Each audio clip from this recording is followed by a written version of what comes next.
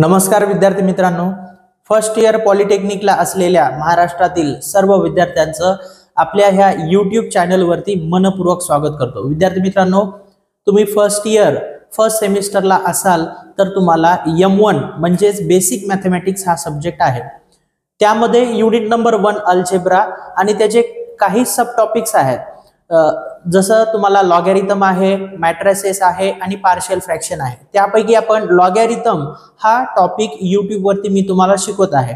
याचे already लॉगॅरिथमचे 8 video YouTube वरती upload केलेले आहेत। ज्या विद्यार्थ्यांनी ते व्हिडिओ बघितलेले नाहीत तर सगळ्यात पहिल्यांदा ते व्हिडिओ तुम्ही बघा, मग त्यानंतरच हा व्हिडिओ बघायला सुरुवात करा, म्हणजे लॉगॅरिथमिक हा टॉपिक तुम्हाला व्यवस्थित समजेल। तर विद्यार्थी मित्रांनो, आपण नेक्स्ट प्रॉब्लेम बघूया।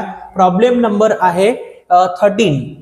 Problem number 13, log x to the base 4 plus log x plus 6 to the base 4 equals to log 5x plus 12 to the base 4। ठीक आहे, तर हा प्रॉब्लेम दिलेला आहे, राईट।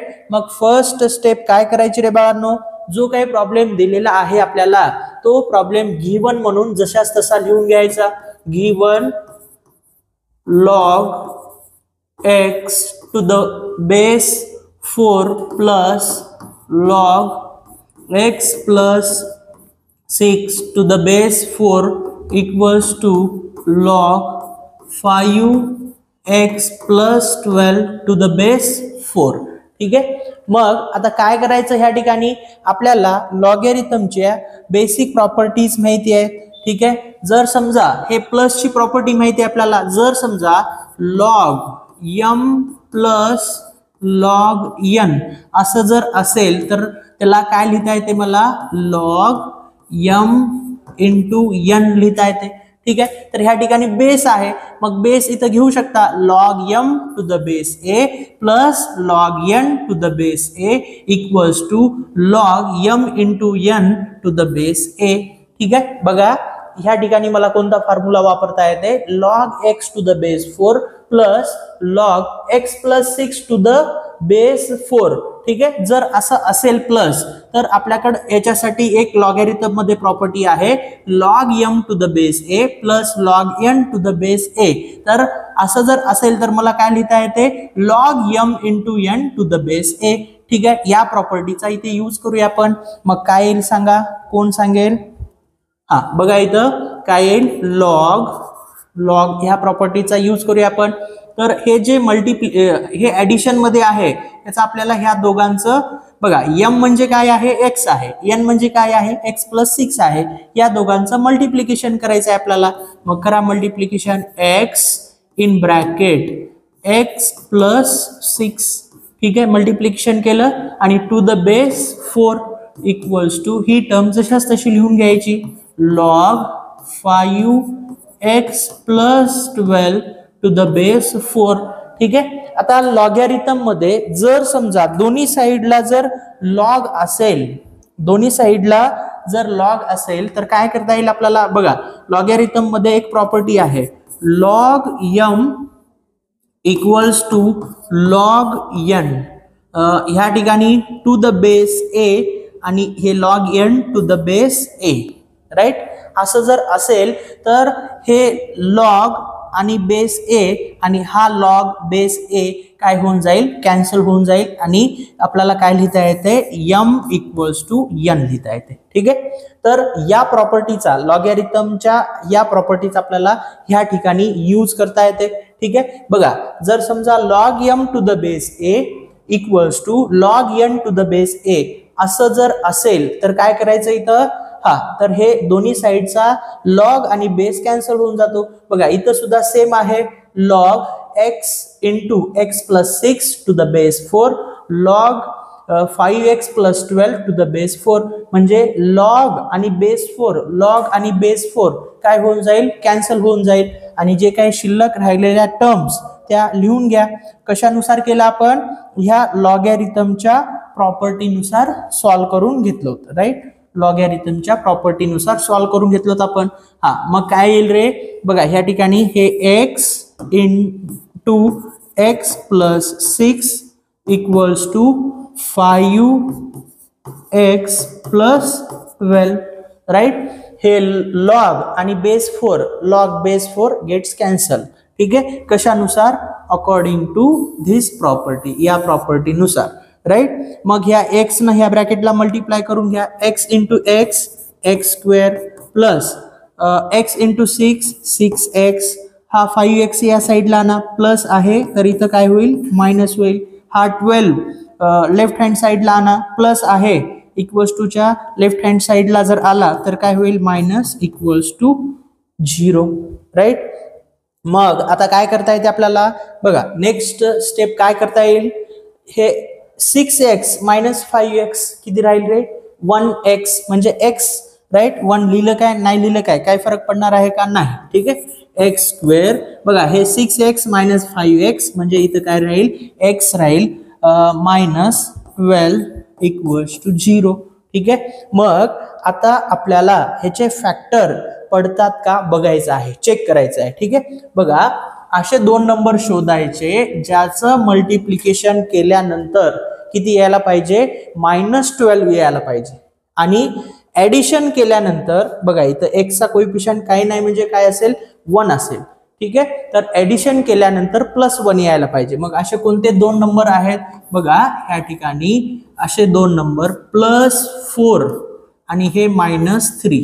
ठीक आहे, +4 -3. 4 इंटू -3 -12 मिळालं आपल्याला. आणि +4 -3 या दोघांची ऍडिशन +4 -3 1 आलं. ठीक आहे, म्हणजे हे 1 मिळालं. म्हणजे ह्याचे फॅक्टर्स काय पडतात?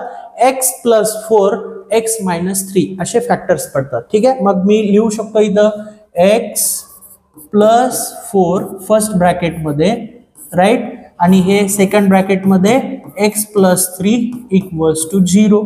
ठीक आहे, एक मिनिट. x मायनस येईल कारण हे x + 4 घ्यायचं आहे, हे मायनस घ्यायचं आहे राईट. म्हणजे इथं काय येईल? मायनस आहे x - 3. ठीक आहे, मग आता काय कराल? x + 4 equals to 0. मग हा जो +4 आहे इक्वल्स टू च्या राईट हँड साईडला जर गेला तर काय येईल रे? x इक्वल्स टू -4 येईल. x इक्वल्स टू काय येईल? -4 येईल. हा x इक्वल्स टू -4. ही एक x ची व्हॅल्यू मिळाली आपल्याला. नेक्स्ट बघा हे x - 3 इक्वल्स टू 0. x हा जो -3 आहे इक्वल्स टू च्या राईट हँड साईडला गेला तर +3 होईल. म्हणजे x इक्वल्स टू काय मिळालं? 3 मिळालं. म्हणजे x इक्वल्स टू -4 आणि x इक्वल्स टू +3 हे मिळालं आपल्याला फायनल आन्सर राईट. तर हा प्रॉब्लेम अशा पद्धतीनं तुम्हाला सॉल्व्ह करायचा आहे. तर हा प्रॉब्लेम व्यवस्थित तुमच्या नोटबुकमध्ये नोट करा. त्यानंतर आपण नेक्स्ट प्रॉब्लेम बघू.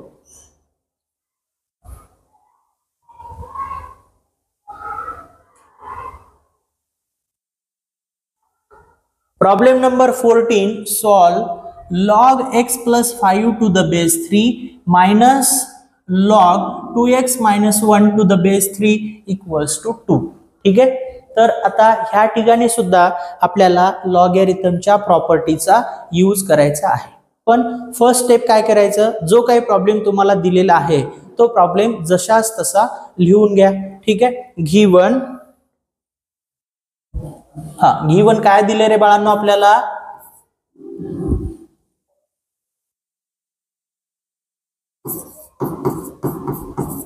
Given log x plus 5 to the base 3 minus log 2x minus 1 to the base 3 equals to 2. Right, मग काय करायचं? log आपल्याकडे प्रॉपर्टी आहे log m minus log n. ही प्रॉपर्टी आहे आपल्याकडे. हे log m to the base a log n to the base a काय लिहिता येते मग मला? log m by n to the base a. ही प्रॉपर्टी आहे लॉगॅरिथमची. ठीक आहे, मग ह्या प्रॉपर्टीचा यूज करा. या प्रॉपर्टीचा यूज करा. इथं तसंच आहे बघा. ह्या ठिकाणी m म्हणजे काय आहे? x plus 5. n म्हणजे काय आहे? 2x मायनस 1 आहे. ठीक आहे, आणि बेस इथं पण 3 आहे, इथं 3 आहे. बेस a म्हणजे ही प्रॉपर्टी आपण या दोन टर्म साठी म्हणजे लेफ्ट हँड साइड साठी आपल्याला ही प्रॉपर्टी वापरता येते. ठीक आहे, या प्रॉपर्टीचा यूज करा. असं जर असेल log m minus log n असेल तर काय लिहिता येते मला लॉग m बाय n लिहिता येते. ठीक आहे, मग लिहा. हा बघा ह्या ठिकाणी ह्या प्रॉपर्टीचा यूज करतो मी. इथे काय येईल log x plus 5 upon 2x minus 1 to the base 3 equals to 2. ठीक आहे, इक्वल्स टू 2. मग काय करायचं आता ह्या ठिकाणी बघा, हा जो फॉर्म आहे हा कोणत्या म्हणजे लॉगॅरिथम मध्ये कोणत्या फॉर्म सारखा तुम्हाला दिसत आहे. लॉगॅरिथम मध्ये ऑलरेडी आपण दोन फॉर्म स्टडी केलेले आहेत, एक लॉगॅरिथमिक फॉर्म आणि दुसरा एक्सपोनेन्शियल फॉर्म. ठीक आहे, तर त्याच्यापैकी हा कोणता फॉर्म आहे. ठीक आहे, कोणता फॉर्म आहे लॉग आहे, म्हणजे हा लॉगॅरिथमिक फॉर्म आहे. आणि लॉगॅरिथमिक फॉर्मचा स्टँडर्ड फॉर्म्युला काय आहे रे, standard x equals to log y to the base a. ठीक आहे, मग काय करतो मी हे लॉग ची टर्म अगोदर आणि x ची टर्म नंतर त्या ठिकाणी लिहून घेतो. ठीक आहे, log y to the base a equals to x. ठीक आहे, मग हे दोन कंपेअर करायचं आणि व्हॅल्यू फाइंड आउट करायचं. बघा या ठिकाणी बेस a आहे, बेसची व्हॅल्यू इथे किती आहे 3 आहे. y ची व्हॅल्यू किती आहे x plus 5 upon 2x minus 1. ठीक आहे, आणि ह्या x ची व्हॅल्यू किती आहे 2 आहे. ठीक आहे, मग हे कंपेअर करून आपण व्हॅल्यू फाइंड आउट करूया. ठीक आहे, हा सांगा मला आन्सर कोण सांगते. या ठिकाणी a ची व्हॅल्यू किती येते, a ची व्हॅल्यू येते 3. y ची व्हॅल्यू किती येते रे, y ची व्हॅल्यू येते x plus 5 upon 2x minus 1 आणि x ची व्हॅल्यू किती येते, x ची व्हॅल्यू येते 2. ठीक आहे, हे दोन आपण कंपेअर केलं आणि ह्या a ची व्हॅल्यू मिळाली, y ची व्हॅल्यू मिळाली, x ची व्हॅल्यू मिळाली. मग ह्याला कशामध्ये कन्वर्ट करायचं, it converts into exponential form. ठीक आहे, मग इथं लिहा तुम्ही it converts into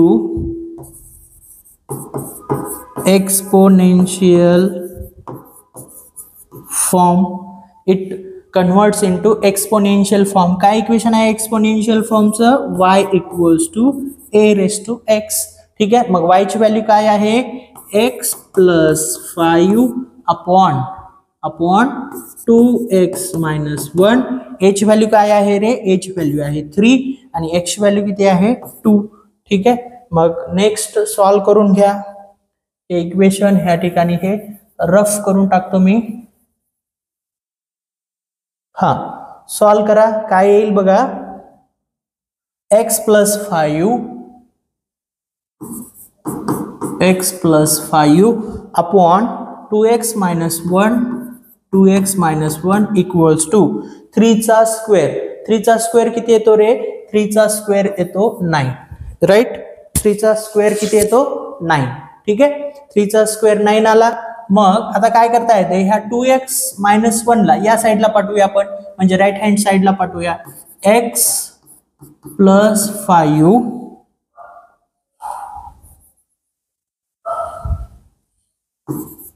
plus 5 equals to 9 in bracket 2x minus 1. ठीक आहे, x प्लस 5 9 ह्या ब्रॅकेटला काय करायचं मल्टिप्लाय करून घ्यायचं. बघा ह्या 9 मल्टिप्लाय करून घ्या. 9 इंटू 2 18x मायनस 9 इंटू 1 9. ठीक आहे, मग ह्या दोन्ही टर्मला या साईडला आणा. x प्लस 5 हे 18x प्लस आहे, या साईडला आलं तर काय होईल मायनस होईल. राईट, आणि हे प्लस होईल इक्वल्स टू 0. ठीक आहे, आता तुम्ही बघा हे x आहे आणि हे मायनस 18x आहे. राईट, तर x मायनस 18x काय येईल मायनस 17x. ठीक आहे, हे मायनस आहे, मायनस 18x मधून हे प्लस x आहे, प्लस x आपण काढून टाकून दिलं तर किती राहिले रे मायनस 17x राहिले. आणि हे 5 प्लस 9, 5 प्लस 9 किती होते, 5 पण प्लसच आहे 9 पण प्लसच आहे, म्हणून हे 14 इक्वल्स टू 0. ठीक आहे, मग हे मायनस 17x इक्वल्स टू हे प्लस 14 राईट हँड साईडला पाठवा, काय होईल -14 होईल. बघा लेफ्ट हँड साईडला आणि राईट हँड साईडला दोन्ही साईडला इक्वल्स टूच्या मायनस मायनस साईन आहे. मग त्या दोन्ही मायनस असल्यामुळं ते आपल्याला काय करता येते, कॅन्सल करता येते. ठीक आहे, कॅन्सल झालं. मग काय राहिलं 17x इक्वल्स टू 14. मग x इक्वल्स टू काय येते 14 डिवायडेड बाय 17 हे मिळालं आपल्याला फायनल आन्सर. ठीक आहे, तर हा जो 17 आहे इक्वल्स टूच्या राईट हँड साईडला पाठवलं. हा 17x ह्या ठिकाणी मल्टिप्लाय मध्ये आहे. इक्वल्स टूच्या राईट हँड साईडला जर गेला तर डिवाइड मध्ये जाईल. ठीक आहे, आता तुम्ही मला सांगा ह्याला कोणत्या नंबरनं आपल्याला दोन्ही न्यूमरेटर आणि डिनॉमिनेटरला सेम नंबरनी डिवाइड करता येते का, करता येत नाही. ठीक आहे, त्यामुळं ह्याला इथपर्यंतच ठेवायचं. x equals to final answer काय मिळाला आपल्याला 14/17. ठीक आहे, तर हा जो प्रॉब्लेम होता तुम्हाला अशा पद्धतीनं सॉल्व करायचं आहे. ठीक आहे, तर विद्यार्थी मित्रांनो हा जर व्हिडिओ तुम्हाला आवडला असेल तर नक्की व्हिडिओला लाईक करा. हे प्रॉब्लेम व्यवस्थित तुम्हाला समजत असतील तर कमेंट्स करायला विसरू नका आणि मॅक्झिमम तुमच्या मित्रांना या व्हिडिओची लिंक शेअर करा. विद्यार्थी मित्रांनो तुम्ही आपल्या ह्या यूट्यूब चॅनलला अजूनही सबस्क्राईब केलं नसेल तर लगेच सबस्क्राईब करून घ्या. नेक्स्ट व्हिडिओमध्ये तुम्हाला अजून आपल्याला लॉगॅरिथमचे प्रॉब्लेम बघायचे आहेत आणि तुम्हाला हा M1चा पूर्ण कोर्स घ्यायचा असेल तर ह्या व्हिडिओच्या डिस्क्रिप्शनमध्ये made for polytechnic online classes ह्या ॲपची लिंक दिलेली आहे. त्या ॲपच्या लिंकवरती क्लिक करून ॲप डाउनलोड करून घ्या. तिथनं तुम्ही तो कोर्स परचेस करू शकता. आणि हा जो कोर्स आहे याची आपण एक नॉमिनल अतिशय कमी फीस ठेवलेली आहे. 999 रुपयेमध्ये तुम्हाला हा कोर्स मिळत आहे. तर विद्यार्थी मित्रांनो या व्हिडिओच्या डिस्क्रिप्शनमध्ये एक व्हॉट्सअप ग्रुपची लिंक दिलेली आहे, टेलिग्राम ग्रुपची लिंक दिलेली आहे. ते दोन्ही ग्रुप तुम्ही लगेच जॉईन करून घ्या. जे काही पॉलिटेक्निक रिलेटेड अपडेट्स आहेत ते तुम्हाला त्या ग्रुपमध्ये मिळत जातील. तर विद्यार्थी मित्रांनो या व्हिडिओमध्ये आपण इथंच थांबूया. पुन्हा भेटूया नेक्स्ट व्हिडिओमध्ये. तोपर्यंत जय हिंद, जय महाराष्ट्र.